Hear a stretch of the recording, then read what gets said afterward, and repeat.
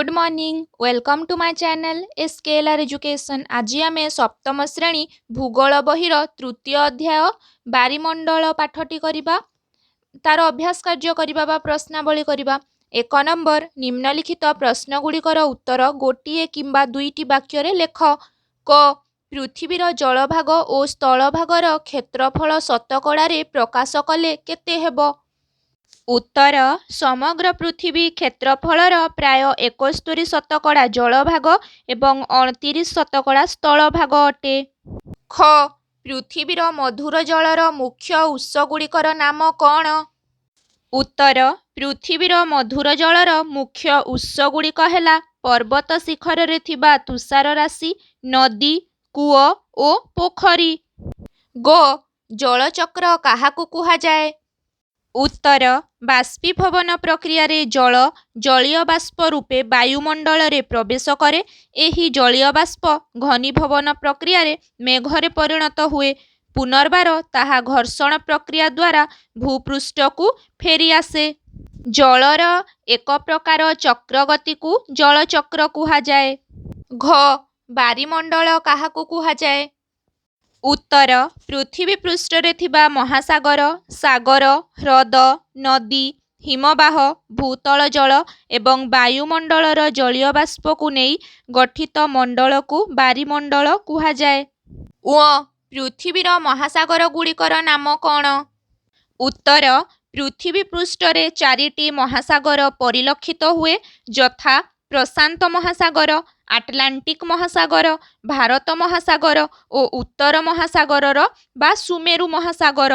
एहा छड़ा कुमेरु महासागरटी प्रशांत महासागर, आटलांटिक महासागर और भारत महासागरर दक्षिणांश को नहीं गठित। च महासागर तल कौन?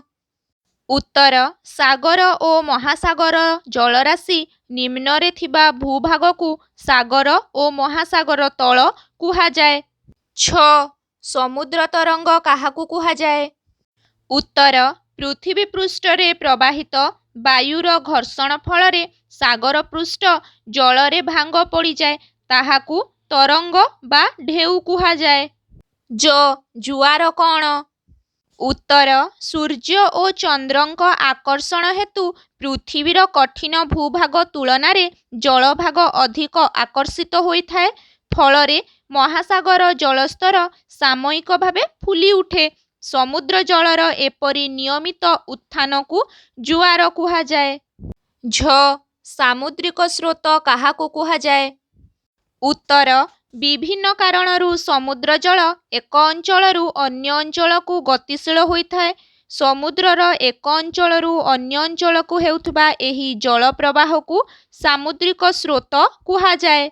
2 नंबर कारण दर्शाओ। क पूर्णिमा तिथि रे गुरु जुआर होइथाए। उत्तर पूर्णिमा तिथि रे सूर्य पृथ्वी और कृष्ण पक्ष अष्टमी तिथि रे चंद्र और सूर्य पृथ्वी को केंद्र करी प्राय समकोण रे अवस्थान करती। उभय पार्श्वर आकर्षण जोगु एही दिन उच्च जुआर बासगुरु जुआर होइथाए। ख अष्टमी तिथि रे लघु जुआर संगठित होइथाए। उत्तर प्रत्येक मासर शुक्ल पक्ष अष्टमी और कृष्ण पक्ष अष्टमी तिथि रे चंद्र और सूर्य पृथ्वी को केंद्र करी प्राय समकोण रे अवस्थान करती। उभयंक आकर्षण परस्पर विरोधी होइथाए। जुआरर मात्रा अमावास्या किंबा पूर्णिमा तिथि रे अधिक न होई कम होइथाए। तेणु एही तिथि रे लघु जुआर संगठित होइथाए। ग डगर बैंक एक प्रसिद्ध माछधरा केंद्र। उत्तर शीतल सामुद्रिक स्रोत और उष्ण स्रोतर मिलन स्थान रे प्लांक्टन जातीय उद्भिद बहुल परिमाण रे जमा हुए। प्लांक्टन माछ मानकर एक प्रकृष्ट खाद्य। एहा फल रे सेठारे माछ बहुल परिमाण रे देखा जांती। तेणु यूरोप महादेशर डगर बैंक एक प्रसिद्ध माछधरा केंद्र होई पारिछि। घ पृथ्वीर सामुद्रिक वाणिज्यर अधिकांश भाग आटलांटिक महासागर देई होइथाए।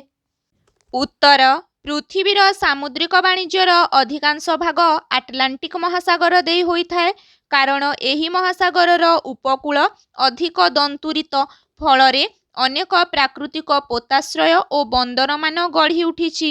ଏହାର ଦୁଇ ପାଖରେ ୟୁରୋପ, ଉତ୍ତର ଆମେରିକା ଭଳି ସମୃଦ୍ଧିଶାଳୀ ମହାଦେଶ ଅବସ୍ଥିତ ଥିବାରୁ ଏହି ମହାସାଗର ଦେଇ ଅନେକ ବାଣିଜ୍ୟ କାରବାର ହୋଇଥାଏ। 3 ନମ୍ବର ସଂକ୍ଷିପ୍ତ ଟିପ୍ପଣୀ ଲେଖ। କ. ସିନ୍ଧୁମୋଳ। ଉତ୍ତର ଭୂପୃଷ୍ଠରୁ କ୍ଷୟପ୍ରାପ୍ତ ଅତି ସୂକ୍ଷ୍ମ ଶିଳାରେଣୁ, ଆଗ୍ନେୟ ଭସ୍ମ ଆଦି ପଦାର୍ଥ ବହୁ ଦୂର ଭାସିଯାଇ ସାଗର ସମତଳରେ ଜମା ହୁଏ। ଏହା ବ୍ୟତୀତ ବିଭିନ୍ନ ସାମୁଦ୍ରିକ ଉଦ୍ଭିଦ ଓ ଜୀବଜନ୍ତୁଙ୍କୁ ଧ୍ୱଂସାବଶେଷ ମହାସାଗର ତଳ ଅଂଶରେ ଜମା ହୋଇ ଏକ ପ୍ରକାର କୋମଳ ପଙ୍କ ସୃଷ୍ଟି ହୁଏ। ଏହାକୁ ସିନ୍ଧୁମୋଳ କୁହାଯାଏ। ଖ. ମହୀଢାଲୁ।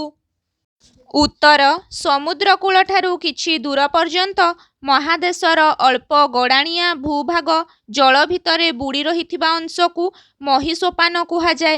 ମହୀସୋପାନର ଶେଷ ଭାଗରୁ ଭୂମି ଅଧିକ ଢାଲୁ ହୋଇଯାଇ ଗଭୀର ସମୁଦ୍ର ଆଡ଼କୁ ଲମ୍ବି ଯାଇଥାଏ।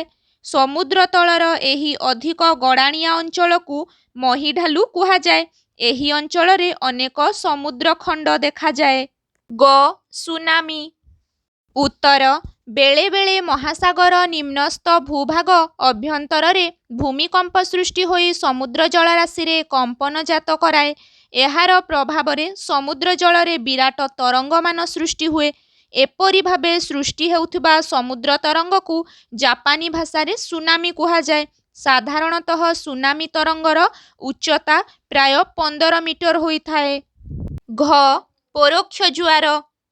ଉତ୍ତର ଆବର୍ତ୍ତନ ସମୟରେ ପୃଥିବୀର ଯେଉଁ ଅଂଶ ଚନ୍ଦ୍ରର ବିପରୀତ ଦିଗରେ ଅବସ୍ଥାନ କରେ ସେଠାରେ ଚନ୍ଦ୍ରର ଆକର୍ଷଣ ପ୍ରାୟ ନଥାଏ। ତେବେ ଭୂପୃଷ୍ଠର କଠିନ ଅଂଶ କିଛି ମାତ୍ରାରେ ଚନ୍ଦ୍ର ଆଡ଼କୁ ଆକର୍ଷିତ ହୋଇଯାଏ। ଫଳରେ ଜଳଭାଗ ଓ କଠିନ ଭୂଭାଗ ମଧ୍ୟରେ ଏକ ଶୂନ୍ୟସ୍ଥାନ ସୃଷ୍ଟି ହୋଇଥାଏ। ଏହି ଶୂନ୍ୟସ୍ଥାନ ପୂରଣ କରିବା ପାଇଁ ଭୂପୃଷ୍ଠର ଅନ୍ୟ ଅଞ୍ଚଳରୁ ଜଳରାଶି ସେ ସ୍ଥାନକୁ ପ୍ରବାହିତ ହୋଇଥାଏ। ସେ ସ୍ଥାନରେ ସମୁଦ୍ର ଜଳ ସ୍ଫୀତ ହୋଇ ଜୁଆର ସୃଷ୍ଟି ହୁଏ। ଏହାକୁ ପରୋକ୍ଷ ଜୁଆର କୁହାଯାଏ। ଙ. ୟୁରୋପର ଉଷ୍ମ କମ୍ବଳ।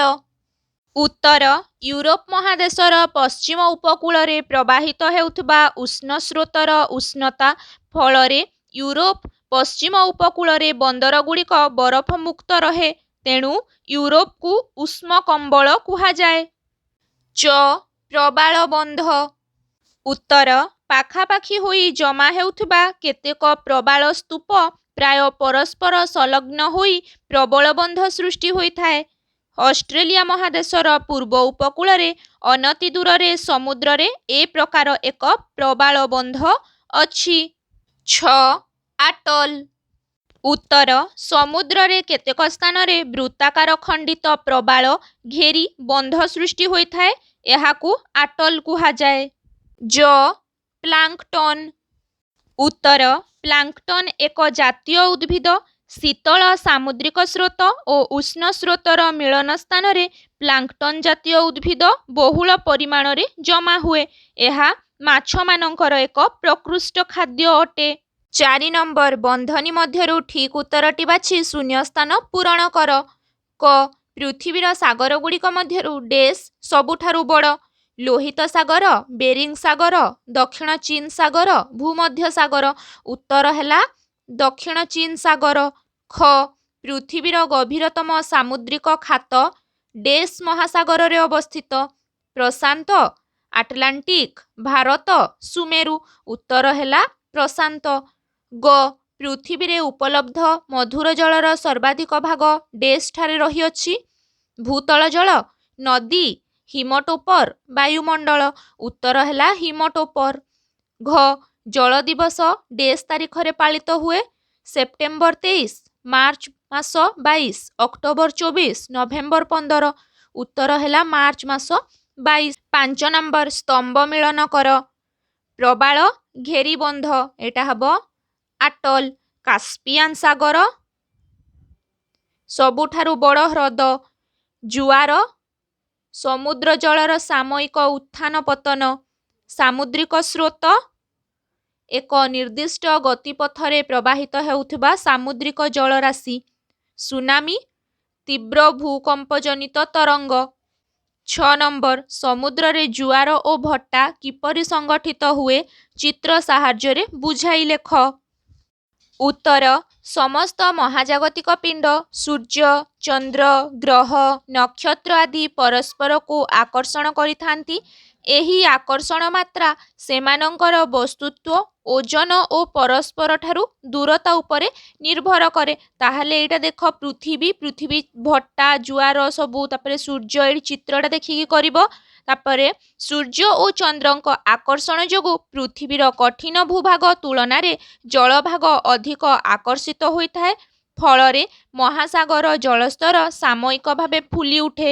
ଅନ୍ୟ ସମୟରେ ଜଳସ୍ତର ଖସିଯିବା ଯୋଗୁଁ ସମୁଦ୍ର ପଛକୁ ଘୁଞ୍ଚିଲା ଭଳି ଲାଗେ। ସମୁଦ୍ର ଜଳ ପତ୍ତନରେ ଏହିପରି ନିୟମିତ ଉତ୍ଥାନ ଓ ପତନ ଲାଗି ରହିଥାଏ। ସମୁଦ୍ର ଜଳ ପତ୍ତନର ଏହି ନିୟମିତ ଉତ୍ଥାନକୁ ଜୁଆର ଏବଂ ପତନକୁ ଭଟ୍ଟା କୁହାଯାଏ। 7 ନମ୍ବର ସାଗର ଓ ମହାସାଗରର ଗୁରୁତ୍ୱ ଉଦାହରଣ ସହ ବୁଝାଅ। ଉତ୍ତର ସାଗର ଓ ମହାସାଗର ଅମାପ ସମ୍ପଦର ଗନ୍ତାଘର ହୋଇଥିବାରୁ ସମୁଦ୍ରକୁ ରତ୍ନାକର କୁହାଯାଏ। ସମୁଦ୍ର ଜଳରୁ ଅତ୍ୟାବଶ୍ୟକୀୟ ଲୁଣ ସଂଗ୍ରହ କରାଯାଏ ଏବଂ ସାମୁଦ୍ରିକ ମାଛ କୋଟି କୋଟି ଲୋକଙ୍କର ଖାଦ୍ୟ ଆବଶ୍ୟକତା ପୂରଣ କରିଥାଏ। ସମୁଦ୍ରରୁ ମୂଲ୍ୟବାନ ଶଙ୍ଖ, ପୋହଳା, ମୋତି ଆଦି ପଦାର୍ଥ ମିଳିଥାଏ। ଅଲିଭ୍ ରିଡଲେ କଇଁଛ ତଥା ଅନ୍ୟାନ୍ୟ ସାମୁଦ୍ରିକ ଜୀବ ନାନାଦି ଔଷଧ ପ୍ରସ୍ତୁତିରେ ବ୍ୟବହୃତ ହୋଇଥାନ୍ତି। ସାମୁଦ୍ରିକ ଜୀବଗୁଡ଼ିକର ସଂଗ୍ରହ, ସେଗୁଡ଼ିକର ପ୍ରକ୍ରିୟାକରଣ ଓ ଉପଯୁକ୍ତ ବିନିଯୋଗ ଆଦି କାର୍ଯ୍ୟ କରି ବହୁତ ଲୋକ ଜୀବିକା ଅର୍ଜନ କରିଥାନ୍ତି। ମହାସାଗର ଓ ସାଗର ତଳୁ ଆମେ ବୈଜ୍ଞାନିକ ପଦ୍ଧତିରେ ଅନେକ ମୂଲ୍ୟବାନ ଧାତବ ସମ୍ପଦ ପାଇଥାଉ। ସମୁଦ୍ର ତଳୁ ଖନନ କରାଯାଇ ଖଣିଜ ତୈଳ ଆହରଣ କରାଯାଇଥାଏ।